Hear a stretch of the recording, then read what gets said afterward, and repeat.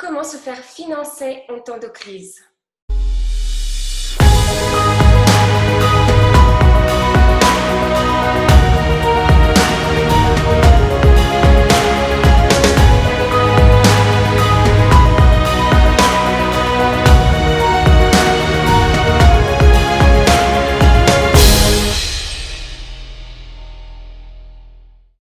Bonjour, je suis Détélina Duteil, investisseur et coach en investissement immobilier et aujourd'hui, je suis ravie de vous retrouver dans cette nouvelle vidéo sur ma chaîne YouTube.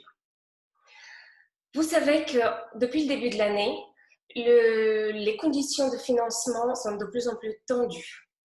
Tout d'abord, l'année a commencé par les fortes recommandations du Haut Conseil de la stabilité financière qui a imposé aux banques de ne pas financer des profits dépassant un endettement de 33%. Ensuite, on a eu la crise du Covid, un premier confinement, un deuxième confinement. Le risque de faillite ou de chômage augmente. Le nombre de refus bancaires augmente également. Donc, la question qu'intéresse, je pense, beaucoup de monde, comment continuer à se faire financer? Aujourd'hui, j'ai le plaisir d'accueillir Sébastien Holbeck, qui est courtier en prêt immobilier. Bonjour Sébastien. Bonjour Détélina. Merci beaucoup d'avoir accepté mon invitation. Alors, Je t'en prie, avec plaisir. Sébastien, je suis ravie d'avoir ton avis d'expert dans une situation, on l'a dit, très très tendue. Je vais aller tout droit au but. Mais avant, peux-tu te présenter, s'il te plaît, brièvement et ensuite, tu nous donneras ton avis sur comment continuer à croire, comment continuer à lever des crédits immobiliers. Bien sûr, donc Sébastien Holbeck, courtier en emprunt immobilier pour une grosse enseigne de courtage qui s'appelle Vous Financez. Et je suis personnellement basé à Lille, dans le nord de la France. Je suis arrivé par le courtage de par mon parcours d'investisseur. Donc c'est un petit peu atypique. J'étais investisseur avant de devenir courtier et c'est parce que j'ai eu des problématiques de financement que j'ai eu envie ensuite de mettre à disposition mes compétences pour des clients afin de les aider à réaliser leurs projets immobiliers. Alors, la situation change, elle change très très rapidement. Sur le terrain, quel est ton retour d'expérience? Est-ce que cette année est vraiment l'année noire, si on peut s'exprimer comme ça, pour les investisseurs immobiliers? Alors, effectivement, hein, comme tu l'as dit, les conditions ont changé. La situation est difficile. Tu as très bien résumé quand tu parlais du Haut Comité à la stabilité financière qui, déjà en fin d'année dernière, a émis ses recommandations qui sont suivies strictement par les banques.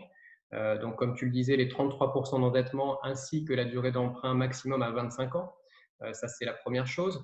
La deuxième chose qui n'est pas forcément liée, mais que tout le monde subit actuellement, c'est ce Covid pour lequel nous avons eu déjà un premier confinement et nous sommes à présent à nouveau confinés. Donc effectivement, ce sont deux points qui ont durci considérablement les conditions d'octroi de crédit et en particulier pour les investisseurs. Je dirais que pour des personnes qui veulent investir dans leur résidence principale, c'est possible évidemment, c'est un peu plus simple d'ailleurs. Les banques sont plus enclines à financer ces projets de résidence principale que des projets d'investissement, surtout quand il s'agit d'investisseurs confirmés et qu'on cherche un deuxième, troisième ou quatrième financement. Donc on a senti effectivement tout au long de l'année une difficulté croissante et les dernières statistiques sur les refus d'emprunt immobilier semblent le confirmer d'ailleurs. Tout au long de l'année, on a ressenti une difficulté croissante pour obtenir des emprunts immobiliers pour les investisseurs.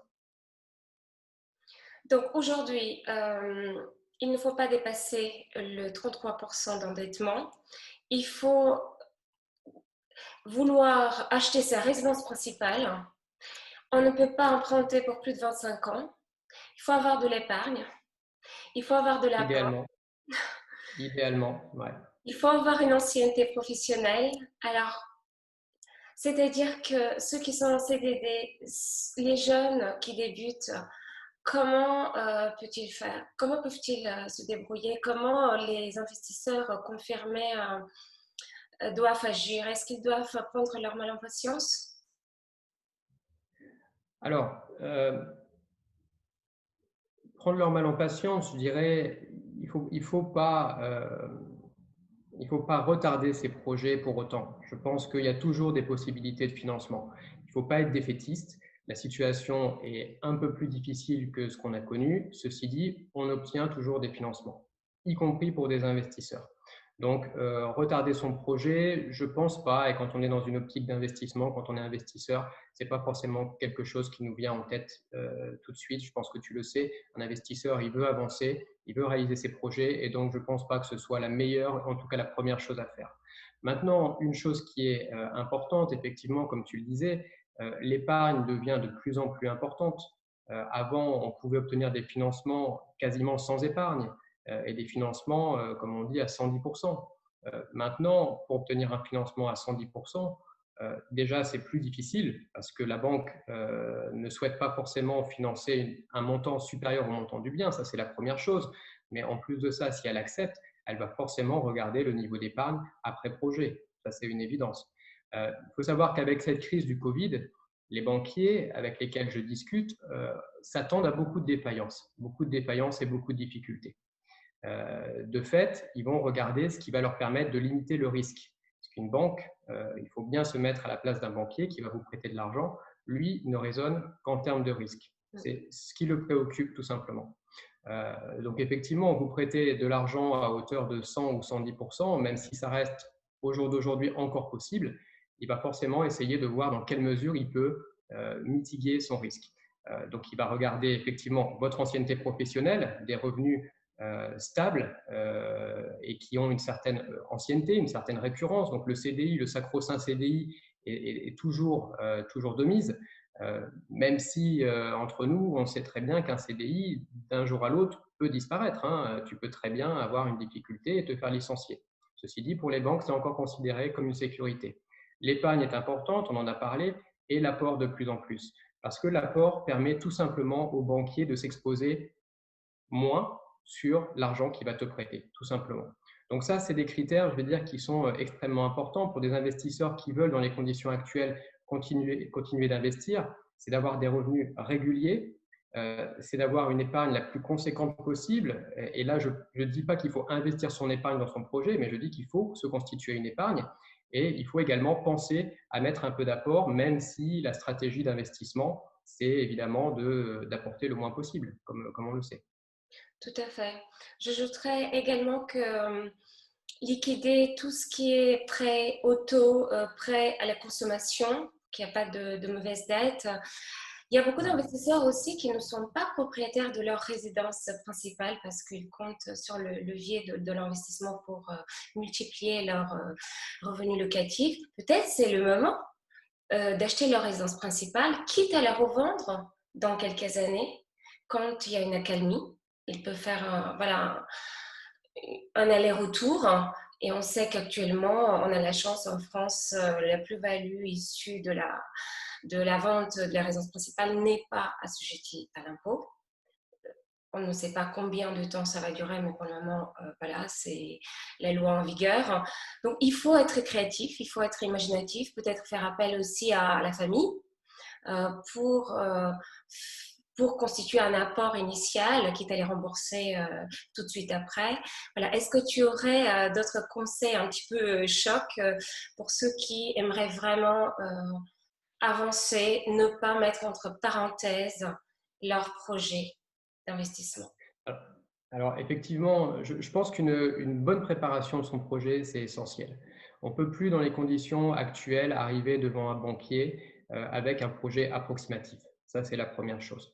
On a évoqué donc des choses qui sont importantes comme les revenus, comme l'épargne, comme l'apport. Il faut aussi prendre en considération, comme tu le disais, les mauvaises dettes, ce qu'on appelle les mauvaises dettes. Donc des prêts à la consommation, des crédits automobiles, toutes ces charges récurrentes qui vont venir finalement gréver la capacité d'emprunt des investisseurs. Quand on est dans une situation où les banques ne prêtent plus qu'à hauteur de 33% des revenus, on ne peut plus se permettre d'avoir mensuellement des mauvaises dettes qui apparaissent sur les comptes en banque. Ça, c'est la première chose. Une chose également que les banquiers regardent et de manière très, très précise et très stricte, c'est le comportement bancaire. C'est-à-dire que si vous avez un projet d'investissement, il faut vraiment gérer vos comptes maintenant de manière très stricte, très rigoureuse. Vous ne pouvez plus avoir de découvert bancaire, ça c'est rédhibitoire. Vous ne pouvez plus avoir de commission d'intervention. Vous ne pouvez plus avoir sur vos relevés de compte des choses qui apparaissent comme du jeu en ligne, par exemple. C'est très mal vu de la part des banquiers, le jeu en ligne. Alors après, chacun a ses passions, etc. Mais ceci dit, voilà, dans une optique d'investissement, c'est quelque chose que le banquier va regarder. En termes de stratégie, effectivement, quand on parle d'investissement locatif, on voit tout de suite l'achat d'un appartement ou bien d'un immeuble pour faire de la location. Comme tu le dis, il y a d'autres stratégies qui existent. On peut faire de l'achat-revente, effectivement. Donc, dans une optique, dans les circonstances actuelles, si on peut dire, de financement et d'obtention de financement, le fait d'acheter sa résidence principale pour celui qui n'est pas propriétaire et puis de faire quelques travaux et de revendre quelques mois plus tard avec une belle plus-value, ça peut être aussi une stratégie qui permet de continuer d'investir et d'obtenir son financement.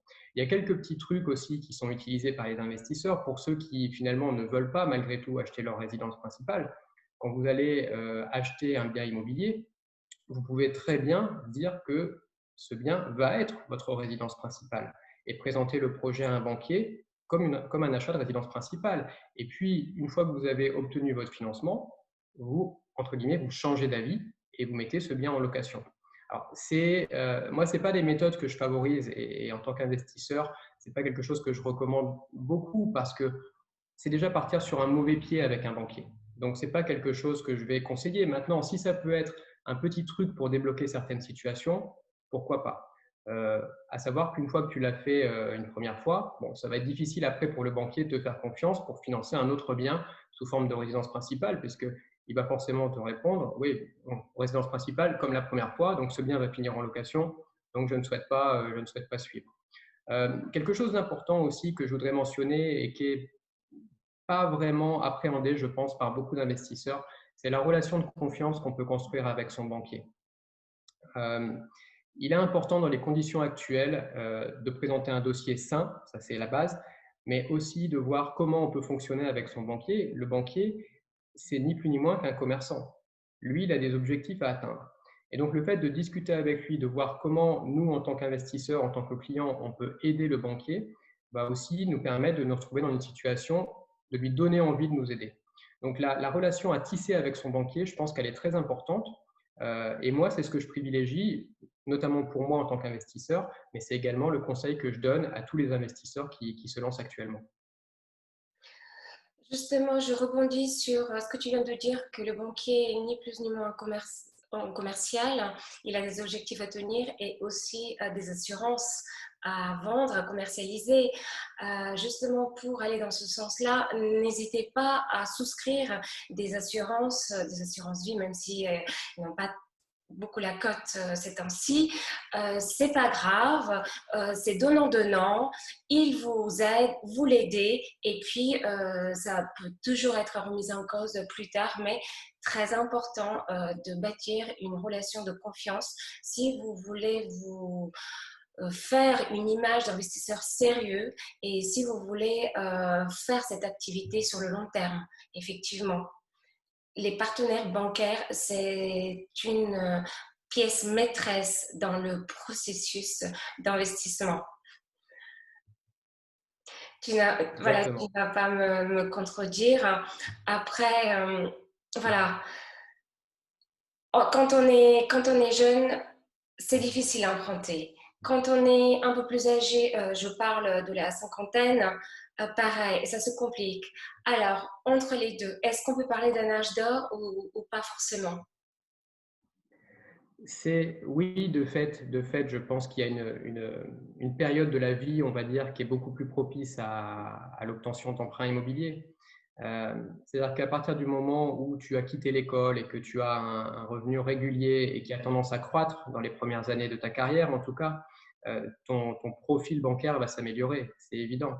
Si en plus tu as une bonne hygiène de vie, que tu ne fumes pas, que voilà, tu n'as pas de problème de santé, Voilà, ça va également te permettre d'avoir accès un petit peu plus facilement au crédit et en tout cas de ne pas payer d'assurance hors de prix, ça c'est une chose. À partir du moment où tu vieillis, on va dire que pour quelqu'un qui gère correctement, entre guillemets, sa vie et son patrimoine, tu dois pouvoir compenser dans une certaine mesure le fait que tu prends en âge par un certain patrimoine que tu as sécurisé.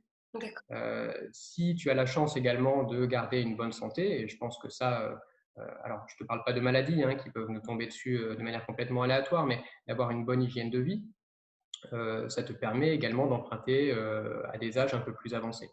Donc c'est pas impossible. L'âge n'est pas réellement un critère. Bien sûr, plus on commence tôt, mieux c'est, hein. Je veux dire, quelqu'un qui va commencer à investir à 65 ans, ça va forcément être un peu plus délicat, évidemment. Mais voilà, c'est pas impossible. C'est pas impossible. Maintenant, oui, je suis complètement d'accord avec toi. Il y a entre guillemets un âge d'or, donc entre on va dire la trentaine, entre 30 et 45, entre 25 et 45 ans globalement, je pense que c'est la fenêtre idéale quand on veut démultiplier son patrimoine. Oui, tout à fait. Pour résumer, rien n'est perdu. On peut continuer à se faire financer, mais il faut être plus rigoureux dans la tenue de ses comptes. Il faut faire plus de preuves de bonne volonté en amenant plus d'apports, en, en éliminant tout ce qui est mauvaise dette, en essayant de garder son CDI, ne serait-ce que dans cette période trouble. Et puis, pourquoi pas s'associer pour investir si on ne peut pas emprunter tout seul. Tout à fait, ouais, ouais, on le voit de plus en plus d'ailleurs, des amis ou des membres d'une famille qui souhaitent s'associer, parce qu'effectivement, quand on est associé avec une, deux ou trois personnes, la capacité d'emprunt est différente, puisque le banquier va étudier finalement la capacité d'emprunt de chaque membre de la société. Donc, ça peut être aussi une solution, quelque chose qui peut nous permettre de commencer, si on est un peu juste tout seul, d'investir avec quelqu'un de son entourage, un ami ou de la famille. Maintenant, le fait de créer une société, parce que c'est quelque chose qu'on voit souvent Ouais. sur des forums, par exemple, etc., ou quand on discute avec des investisseurs, il y a une idée qui consiste à dire que créer une société rend l'investissement, ou en tout cas l'obtention de crédit, plus simple. Je l'entends régulièrement, des gens qui me disent bah oui, mais je vais créer une société, comme ça, ce sera plus facile pour emprunter. Ce n'est pas forcément vrai, en tout cas dans le début. C'est-à-dire que si vous créez une société uniquement dans cette optique d'emprunt immobilier et de premier projet immobilier, l'entreprise n'aura aucun historique. Donc la banque, de fait, ne va pas regarder ce qui se passe au sein de la société, elle va étudier votre profil comme si vous étiez un emprunteur individuel. Donc ça n'a pas d'intérêt. Après, effectivement, si vous multipliez les investissements au sein de cette entreprise et que l'entreprise fonctionne seule et qu'elle a des bilans et qu'elle a de la trésorerie, bon, je mets un peu de côté l'aspect comptable parce qu'on peut être en perte comptable et on peut être en trésorerie positive. Ça, les investisseurs doivent étudier ça et le savoir. Mais si la société tourne par elle-même, effectivement, après, le fait d'avoir une société peut être un avantage pour continuer d'investir et d'obtenir des emprunts immobiliers. Mais le fait de créer une société en se disant c'est la formule magique au jour d'aujourd'hui pour obtenir un emprunt, c'est pas forcément juste. Non, tout à fait. Merci encore d'être avec nous pour ces excellents conseils de Sébastien.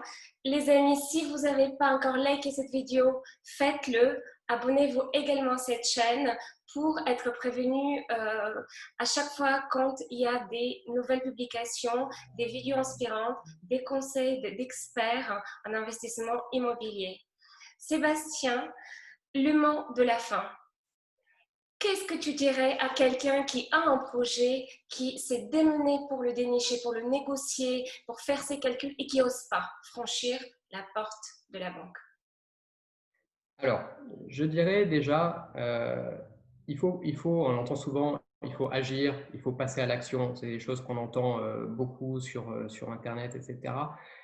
Mais c'est la base, c'est-à-dire que vous devez préparer un projet. Si vous avez envie d'investir, vous devez préparer minutieusement votre projet. Je pense qu'on n'est pas dans un contexte où on peut partir sur des projets exotiques, sur des projets hors normes, entre guillemets. Donc, ça va forcément réduire un petit peu le cadre des investissements, mais si on est motivé et si on a vraiment l'envie d'investir, quelle que soit la période, il faut continuer. Et on sort encore moi qui suis courtier et qui investis également pour compte propre, on sort encore des financements. Donc, il faut surtout bien se préparer. Il faut comprendre un peu également ce que le banquier attend. C'est important, on en a discuté un petit peu. Tu le disais, oui, le banquier, lui, il a ses objectifs. Lui, il aime bien vendre une assurance maison ou bien une assurance vie ou ouvrir tel type de compte ou faire ce genre de choses. Donc, d'avoir des discussions avec lui et il faut y aller. Je pense qu'il faut y aller et il faut surtout beaucoup de ténacité. Il faut insister, avoir un refus, deux refus, trois refus. C'est pas grave. C'est pas grave. Il faut continuer et vous tomberez forcément sur un banquier qui va vous financer. Ça, c'est clair. Même en tant que courtier, nous qui sommes des professionnels financement, de l'obtention de financement, on a aussi des refus pour nos clients, mais on ne s'arrête pas simplement au premier refus. On continue et on fait jouer notre réseau et on insiste jusqu'à obtenir un financement. Donc, je dirais le conseil vraiment, c'est préparer minutieusement votre projet, allez-y, motivez et insistez. Voilà. Il faut beaucoup de persévérance. Le parcours d'investisseur, quand on voit les investisseurs qui ont réussi, évidemment, ça paraît tellement simple, mais chacun a commencé par un projet et ce n'est pas aussi simple qu'on peut le voir sur les réseaux sociaux notamment. Merci beaucoup pour cette conclusion très très juste où je te rejoins complètement. Effectivement, la persévérance, la préparation et la détermination feront la plupart du chemin. Il suffit d'un oui. Même si vous avez essuyé 20, 30 non, il suffit d'un oui et vous avez votre projet. Et ça, il ne faut pas l'oublier. Exactement. Un immense merci Sébastien. Où est-ce qu'on peut te trouver et trouver tes conseils avisés? Alors, moi, je suis sur Lille, donc pour l'enseigne Vous Financez, qui est une grosse enseigne de courtage, hein. Donc, les gens peuvent me trouver directement sur Lille. Je suis également investisseur pour compte propre, donc pas uniquement en immobilier. J'investis moi-même en immobilier. Je viens d'obtenir d'ailleurs des financements à 110% en ce qui me concerne, mais bon, voilà, ça c'est euh, avec l'expérience et puis voilà, chacun a son profil, hein, donc c'est ce qui permet également de continuer à investir dans ces conditions particulières. Et j'investis également en bourse, un petit peu en crypto-monnaie. C'est des sujets qui m'intéressent, tout ce qui est lié de près ou de loin à la finance finalement. Et j'ai constitué récemment un groupe Facebook qui s'appelle Team SH Finance, donc Team comme une équipe en anglais, Team SH Finance, qui sera un groupe limité à 500 personnes et dont finalement les deux maîtres mots sont l'entraide et la bienveillance. Donc, si certaines personnes, via ta vidéo, souhaitent rejoindre ce groupe, ils peuvent taper Team SH Finance sur Facebook, faire une demande d'adhésion et puis on intégrera ces personnes avec le groupe. Groupe dans lequel je donne des conseils, je donne en toute transparence mes investissements en crypto, en bourse, etc. Non pas pour demander aux autres qui suivent ce groupe de copier, mais simplement pour essayer de les faire monter en compétences. Voilà les deux endroits où on peut me trouver notamment. Parfait. Merci beaucoup pour tous ces conseils que je suis persuadée vont aider beaucoup de monde.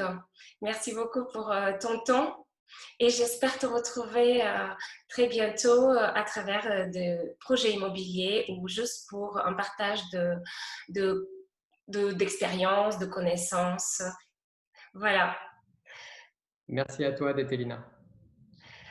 Merci d'être resté avec nous jusqu'au bout.